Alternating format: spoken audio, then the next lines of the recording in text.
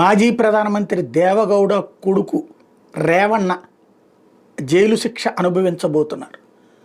తను ఏదైతే మహిళల పట్ల చాలా దుర్మార్గంగా ప్రవర్తించేవాడట, అంటే అత్యాచారాలు చేసేవాడట, లైంగిక వేధింపులు, అత్యాచారాలు నిత్యకృత్యం అంట, వాళ్ళ దగ్గర పనిచేసేటటువంటి వాళ్ళని దారుణంగా హింస పెట్టేవాడట. అట్లాంటి ఇష్యూలో ఒక కంప్లైంట్ ఆధారంగా విచారణ ప్రారంభించిన తర్వాత వాళ్ళు సాక్ష్యాలు కూడా పర్ఫెక్ట్గా చెప్పినటువంటి నేపథ్యంలో, ఇప్పుడు ప్రభుత్వం మారింది కాబట్టి ధైర్యంగా చెప్పుకొచ్చినటువంటి నేపథ్యంలో తాజాగా కోర్టు అతన్ని దోషిగా తేల్చింది. ఒక మహిళ పట్ల చాలా దారుణమైనటువంటి విధంగా ప్రవర్తించినటువంటి విషయంలో ఇప్పుడు అతన్ని దోషిగా తేల్చడంతో ఒక్కసారి బరస్ట్ అయిపోయి కిందపడి ఏడ్చేశాడు. కోర్టులోనే అత్యాచారం కేసులో సస్పెండ్ కూడా చేశారు ఈ రేవణ్ణని. ప్రస్తుతం రేవణ్ణ బెంగళూరు ట్రయల్ కోర్టులో దోషిగా నిర్ధారించిన నేపథ్యంలో ఇది పని మనిషి మీద అత్యాచారం చేయడం కాకుండా వీడియోలు రికార్డు చేశాడు అన్నటువంటి